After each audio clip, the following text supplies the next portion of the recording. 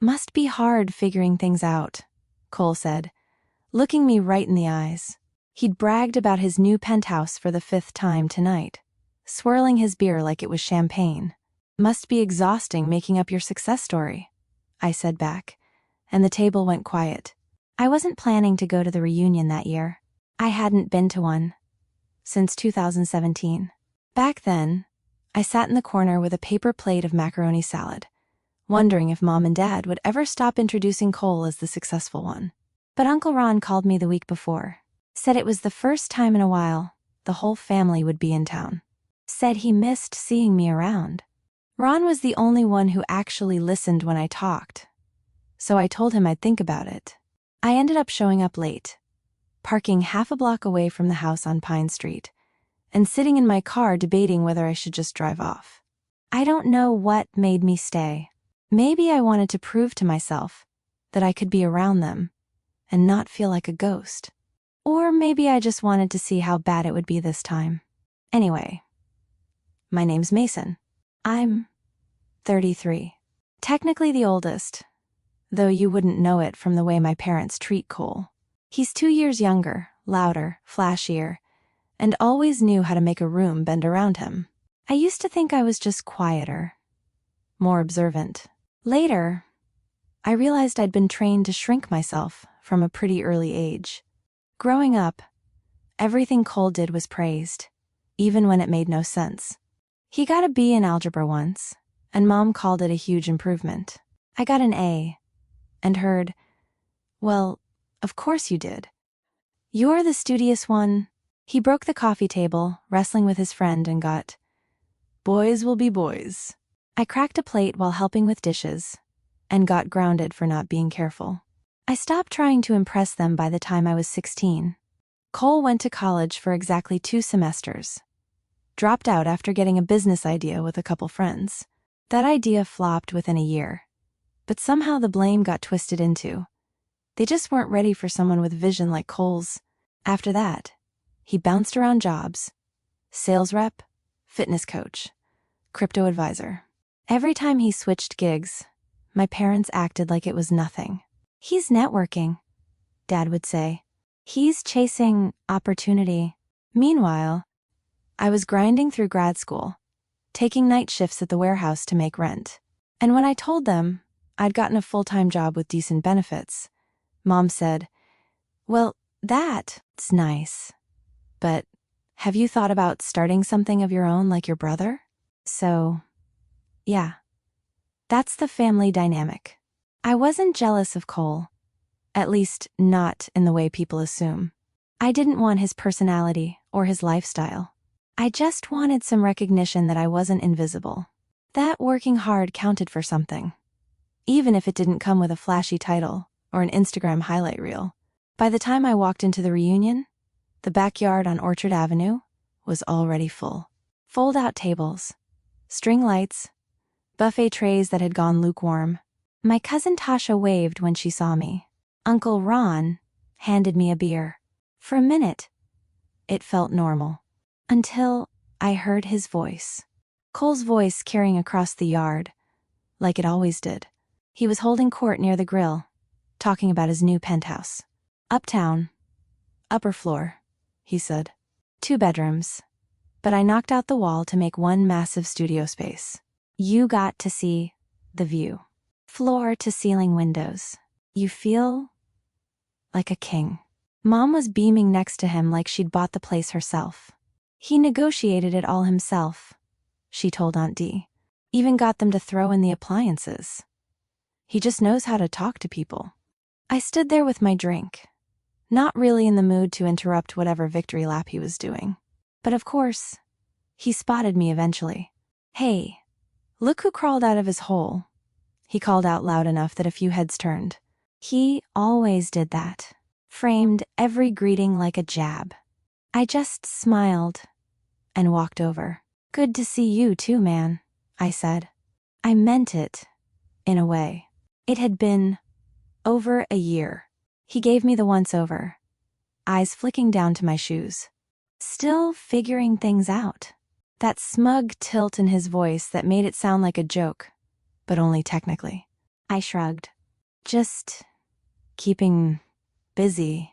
And that would have been the end of it, except Uncle Ron, bless him, chose that moment to wander over and overhear the tail end.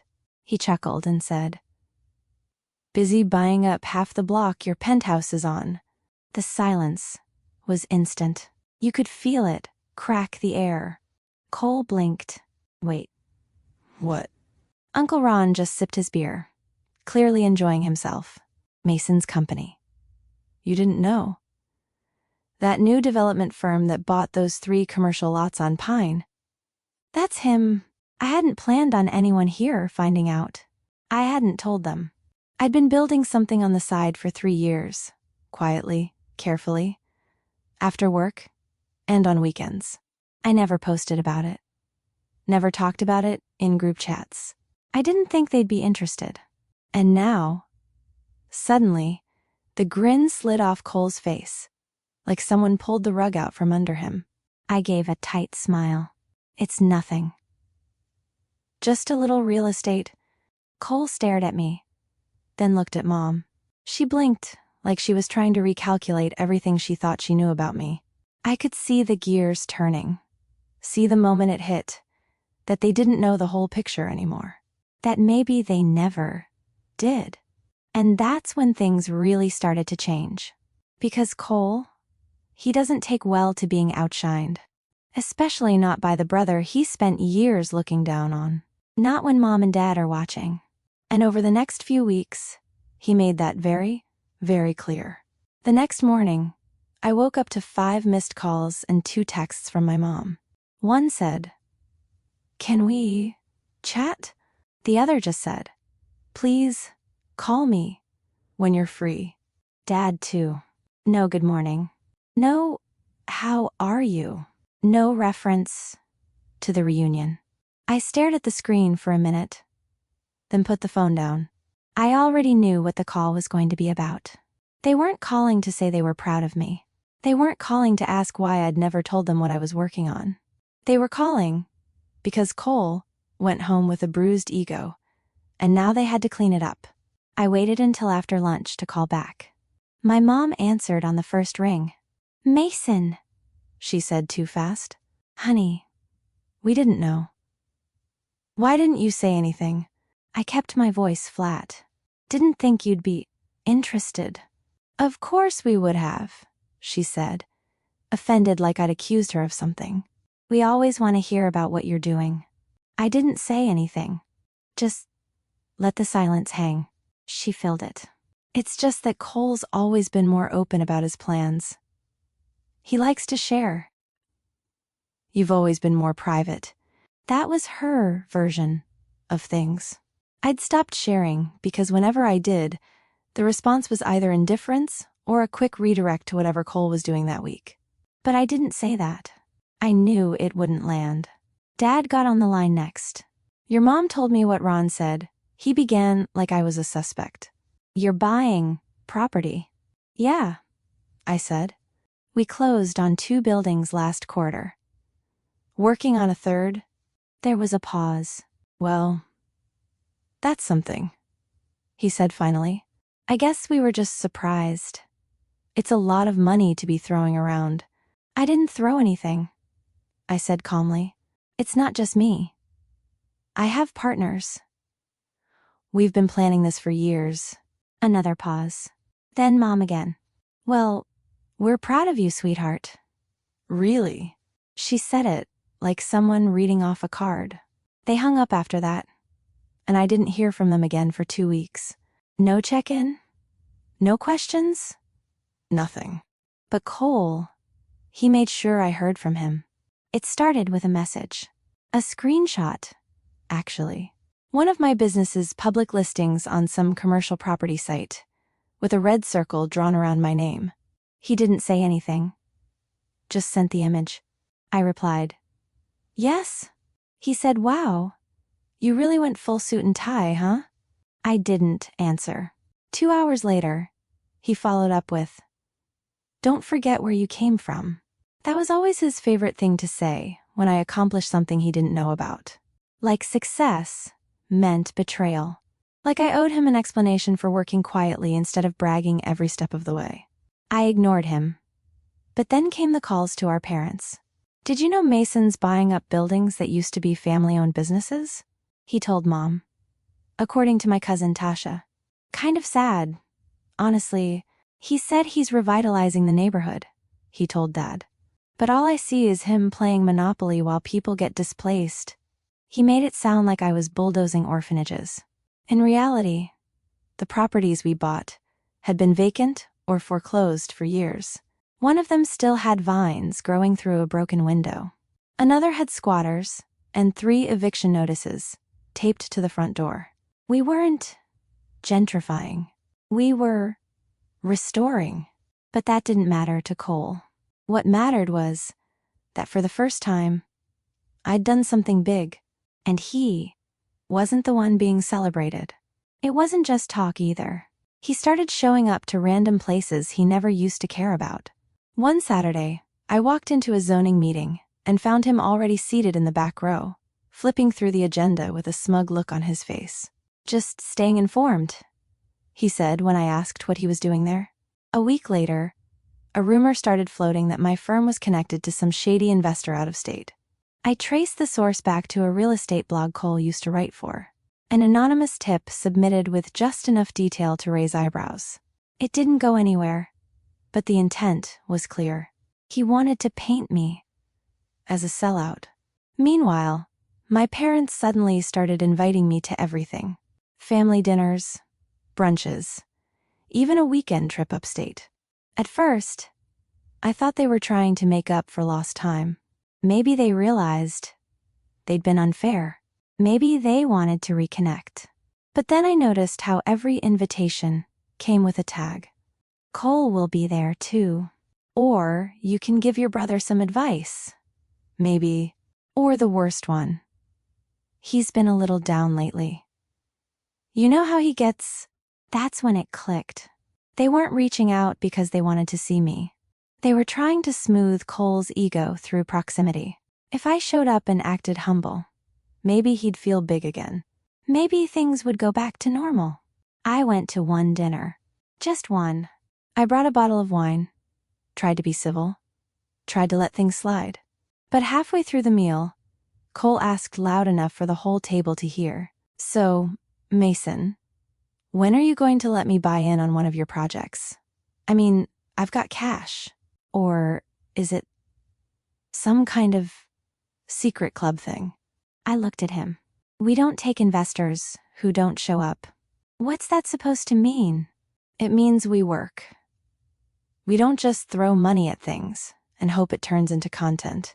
He laughed like it was a joke, but he didn't smile after. Mom changed the subject. Dad asked if anyone wanted more salad. The rest of dinner was eaten with knives scraping a little too hard against ceramic plates. After that, I stopped accepting invites. 3 weeks passed. I kept my head down, focused on the properties. One of them finally cleared inspection. We signed a lease with a local bookstore owner, someone who'd been displaced from the same block 10 years ago. It felt good, tangible, like something real in a sea of posturing. Then I got a call from our contractor. The second building, the one on 4th and Pine, had been flagged for code violations. Someone had submitted a report with photos claiming improper asbestos removal and unsafe scaffolding. There was an official inquiry, a delay, a headache. But here's the thing. We hadn't even started asbestos removal. The scaffolding hadn't even gone up yet. The photos were old, outdated, from before we even bought the place. We traced the report back to a burner email. But the photos, they'd been taken from a very specific angle, from the rooftop parking garage across the street. A spot Cole had used in a video once when he was filming some hustle vlog about property scouting. I didn't say anything. Not yet. I wasn't going to accuse him without proof. But something inside me shifted. A weight I hadn't known I was still carrying. I wasn't just dealing with a jealous sibling. I was dealing with someone who genuinely didn't want me to succeed. And worse, Someone who thought he was entitled to what I'd built. Who saw my work not as my own, but as a prize he wasn't given first dibs on. A week later, he posted a motivational reel on his socials. Shirt half unbuttoned. Skyline behind him. The caption said, "There are wolves who build empires quietly. And then there are sheep who buy buildings with other people's money and call themselves kings." I watched it twice. The comments were full of praise. People who had no idea who it was about. But I did. And I knew then that he wasn't going to stop. Not until something forced him to. Not until someone showed him exactly how far off the mark he really was. And that's when the idea first started forming. Slowly. Quietly. Not revenge. Not yet. Just awareness that maybe it was time to stop hiding what I'd built. Maybe it was time to stop letting him rewrite the narrative. I didn't act right away, but I started making calls. And that's when things really started to shift. It happened faster than I expected. A letter arrived at the office. Certified mail, official looking, with a city seal on the envelope. At first, I thought it was about the zoning adjustment we'd filed for one of the corner lots. Something procedural. But inside was a notice of investigation. Anonymous complaint. Allegations of backdoor bidding. Non-disclosure of financial conflicts. Improper handling of funds.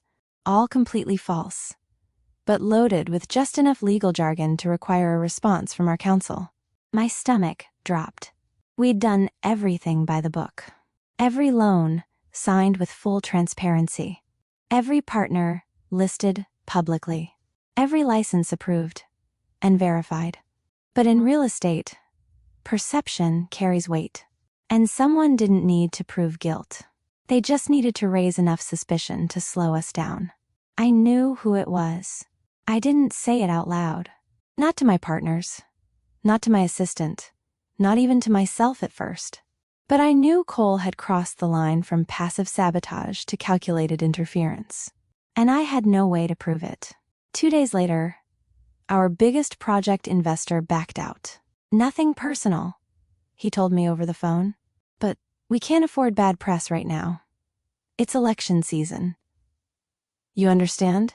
Yeah, I understood. My name wasn't in the papers. No one accused me publicly. But behind closed doors, conversations started shifting. Calls went unanswered. Emails got delayed. The contractor for our third property paused work, citing pending clarification. The property we were about to lease to a nonprofit cafe got stuck in permitting limbo. Our bank requested a second audit. Our accountant stopped smiling when he walked in. And through all of it, I kept going. I showed up every day. I answered every call. I spoke with lawyers, filed appeals, wrote statements, and documented every expense I could find. But behind the scenes, I was unraveling. I barely slept. I stopped going to the gym. I ate whatever was closest, usually nothing, until 3 p.m., then whatever greasy food I could grab during meetings. My apartment became a maze of unopened mail and coffee cups. I ignored friends' texts, stopped returning calls. Every time my phone buzzed, I flinched. Then the city temporarily froze our permits. Just like that. Everything I'd built ground to a halt. I remember sitting in the office that night. Everyone else had gone home. The lights were dim. Just the glow of my monitor and the low hum of the air vent above me. I stared at the screen for a long time, watching an error message blink on a file I tried to upload. I thought, maybe this is it. Maybe I pushed too hard. Maybe I wasn't built for this. That was my rock bottom. And Cole, he was thriving. He'd started a podcast, The Hustle Mindset. First episode featured him solo, walking around his penthouse with AirPods and talking about toxic work ethics and knowing when to pivot. In the second episode, he casually mentioned he was looking into acquiring distressed properties. I nearly threw my phone across the room. He was circling like a vulture, waiting for what I'd built to collapse so he could pick through the bones and claim some of it for himself. That's when I stopped sleeping altogether. 3 days later, I woke up in my desk chair to a dull ache in my neck and a text from my old professor, Dr. Keller. She hadn't messaged me in over a year. It just said, "Saw your name come up in a council committee meeting. Wanna talk?" We met for coffee that afternoon. She still looked the same, sharp glasses, calm voice, the kind of person who never rushed a sentence. She didn't pry, just let me talk. I told her everything. Not about Cole, not directly, but about the smear tactics, the pressure, the walls closing in. She listened quietly, then said something I didn't expect. "You know, Mason, when you were in grad school, you once told me your goal wasn't to be rich. You said you wanted to build things that outlasted you." I stared at her, surprised she remembered. She continued, "This feels like the kind of moment people either collapse under or grow out of." She slid a business card across the table. A name I recognized. A community redevelopment firm that had quietly built dozens of successful projects in the city without ever grabbing headlines. "They're good people," she said. "You're not the only one who's ever been stonewalled by the machine." That conversation flipped something in me. It didn't fix things overnight. I still had to deal with the investigation. The lawyer fees were draining our cash reserves. My partners were anxious. One of them started floating the idea of selling our stake in the 4th and Pine property to cut losses. I told him no, then told him again. But I also started shifting gears. I called the redevelopment firm. They weren't hiring, but they were open to partnerships. I pitched them a collaboration, one of our properties, as a pilot project, a shared vision. They liked the idea. We started sketching things out. I stopped trying to control the narrative. Let Cole rant online if he wanted. I didn't respond, didn't defend myself. Instead, I started showing my work. I invited local reporters, not the big flashy outlets, but the neighborhood newsletters and nonprofit blogs, to tour the properties. I let the bookstore owner tell his story. Let the cafe owner walk them through her dream. I didn't ask for praise, just visibility. I reached out to the tenants of the adjacent buildings and offered discounted maintenance in exchange for testimonials. I sat in on community board meetings and listened, not as a developer, but as a neighbor. And slowly, the tide shifted. The city unfroze our permits. The second audit came back clean. The nonprofit cafe posted a video thanking us, and it went mildly viral, shared by a few local influencers, picked up by a lifestyle blog. People started calling again. Investors. Small ones, but steady. Local artists. Former tenants. A retired couple looking to back projects with a soul. I started sleeping again. I cleaned my apartment, went back to the gym, called my friends, sat in the park one afternoon, and actually breathed without my chest feeling tight. The funniest part? Cole never acknowledged any of it. He kept posting, kept hinting, kept circling. But he never said a word about what I was doing. Because he didn't understand it. Still doesn't. To him, success is about optics, buzzwords, appearances. To me, it started becoming something else entirely. And by the time he showed up at the next family dinner, eyes darting, tone defensive, I was no longer in his orbit. I'd stepped off the carousel. But what happened at that dinner? That's where everything broke wide open. And that's where the story really takes a turn. It was Uncle Ron who dropped the first clue. The family dinner was at my parents' place. One of those rare, full turnout events. Cousins, aunts, too many folding chairs and not enough room. My mom had gone overboard with the appetizers, and Dad kept hovering around the grill, even though we weren't eating steak. It was that kind of night. Cole showed up 15 minutes late in a tailored jacket he didn't take off, dark sunglasses he didn't need, and a grin that didn't quite reach his eyes. I watched him work the room. He was dialed down, but still posturing. talking fast, name-dropping a recent meeting downtown, and waving off questions with vague little teases like, "You'll see soon." I knew that tone. He was building anticipation for something. But this time, I wasn't on edge. I'd spent the past few months in a completely different rhythm, working quietly, gaining support from people who didn't need flash to understand value, and it had recalibrated me. I was still angry. Of course I was. But the panic was gone. I didn't flinch when he talked over me. I didn't shrink when my parents praised him for getting a great deal on that used SUV. I just watched and waited. Uncle Ron sat next to me during dinner. Halfway through his coleslaw, he leaned over and muttered, "You know he's trying to get funding for that incubator thing, right?" I looked at him. "What incubator thing?" Ron wiped his mouth with a napkin. "He's calling it a creative workspace business hub.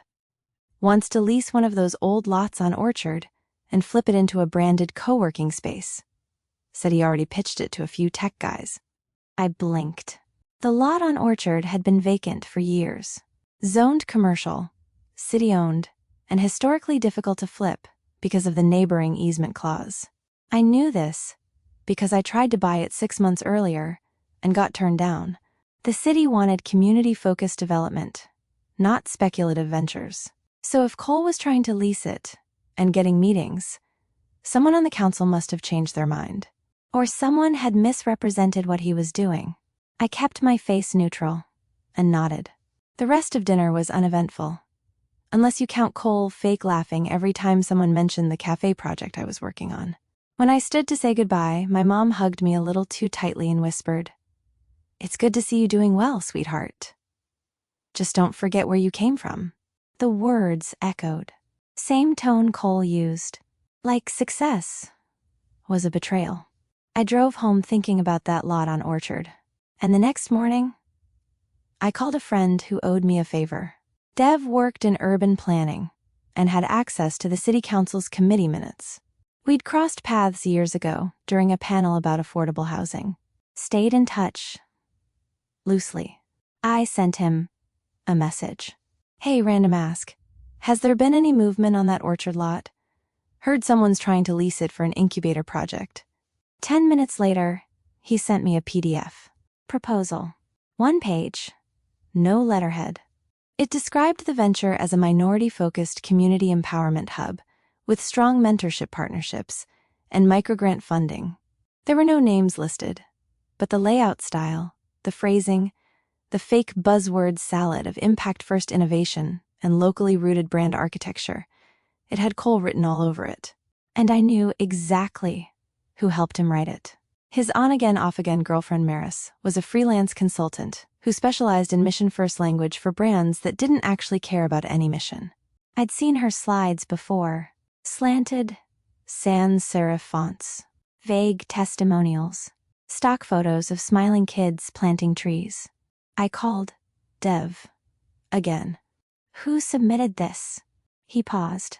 "Officially, no individual. But it came through a shell company, Bright Roots Collective." My breath caught. I knew Bright Roots. Or at least I knew the LLC Cole had bragged about setting up last year, just in case something took off. It was him. He'd rebranded himself again, this time as a community-first advocate. I should have laughed.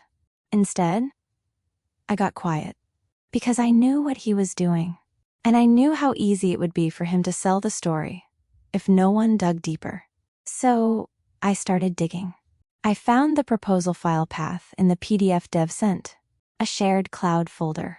The metadata still had the original author name, C.F. Cole Fisher. I took screenshots. I saved every version. Then, I looked up the LLC registry for Bright Roots Collective. The address listed a UPS store mailbox. And the phone number? A Google Voice number that redirected to a voicemail with Cole's voice, asking people to leave a message for Bright Roots. I spent the next 4 days building a file. Timeline of the LLC registration. Screenshots of social media accounts promoting the upcoming project. Maris's website where she listed Bright Roots as a client under the heading Community Transformation. I found a local podcast where Cole had gone on as a guest the month before. At the 14:33 mark, he said, "Yeah, I'm working with the city on a creative empowerment space. It's going to uplift folks who've been left behind. That's the whole point." I clipped it, saved it. Then I made one more call. Priya. She ran a nonprofit that provided grants to BIPOC small business owners. We'd collaborated once on a workshop series, and I knew she sat on the city's Community Development Oversight Board, the same board that would have to approve any long-term lease of city-owned lots. I invited her to coffee. She showed up in a wool coat and no makeup, the same way she always did. I didn't sugarcoat it. I laid it all out, showed her the proposal, the fake LLC, the video clips, the podcast. She looked through everything slowly, eyebrows inching higher. When she was done, she closed her laptop. "That lot's still in review," she said. "No vote yet. They've been fast-tracking applications if they use the right language." "You're saying this whole thing is performative?" I nodded. "He's never worked with a community org. He doesn't have mentorship programs. His collective is a mailbox.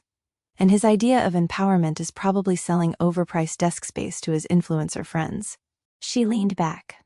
"Would you submit a competing proposal?" I blinked. "I wasn't planning to." "You should. You have the experience, the projects, the real relationships. I've seen your work.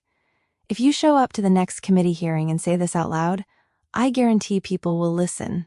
That was the moment I realized I didn't have to fight Cole on his terms. I didn't need to outmarket him. I just needed to outlast his performance. So I spent the next week putting together something real. A revised proposal. Community letters. Photos of the cafe project. Data on local income gaps and economic displacement. Testimonials from tenants. I named the proposal the Block Project. And under leadership, I listed every partner by name. No shell companies. No gloss. I printed it on plain paper.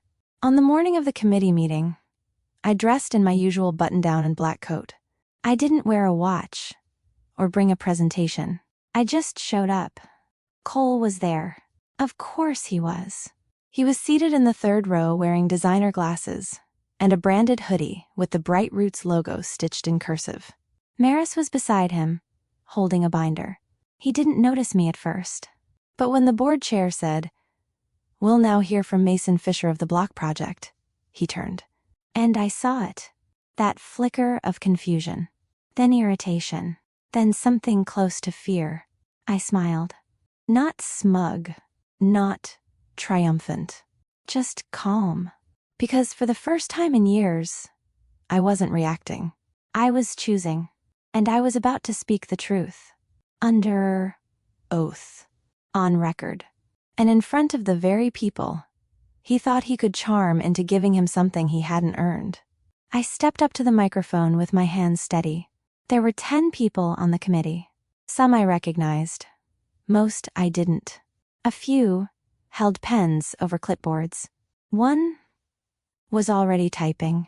Cole stared from the third row with a neutral expression he was clearly forcing to hold. Maris looked down and whispered something under her breath. I introduced myself simply. "My name is Mason Fisher.